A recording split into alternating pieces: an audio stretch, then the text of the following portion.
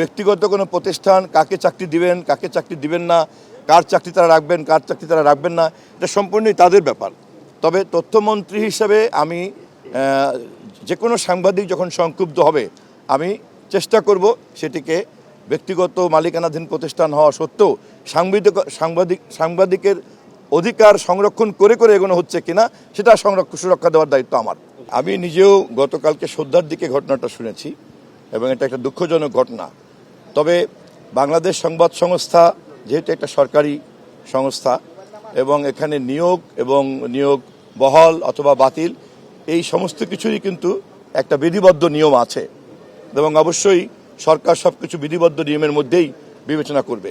ঘটে যাওয়া যে দুঃখজনক ঘটনা সেটাও আলাপ আলোচনার সাপেক্ষে আমরা বিধান অনুযায়ী সমাধান বের করব বাসাসের ব্যাপারে।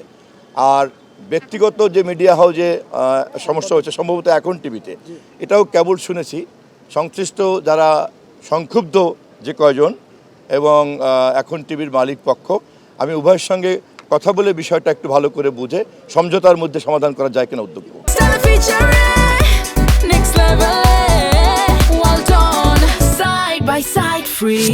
ঘটে যাওয়া ঘটনা সম্পর্কে আমি কোনো মন্তব্য করছি না, কিন্তু যে কোনো ঘটনাকে নিষ্পত্তি করব বিধিবিধানের মধ্যে দিয়ে।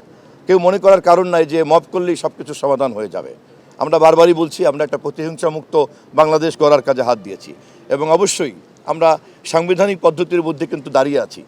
এবং আপনারা দেখেছেন জাতীয় সংসদে যে শপথ অনুষ্ঠান সংক্রান্ত বিষয়েও আমরা কিন্তু কখনোই সংবিধান নির্দেশিত পথের বাইরে কিন্তু কখনোই আমরা যাইনি।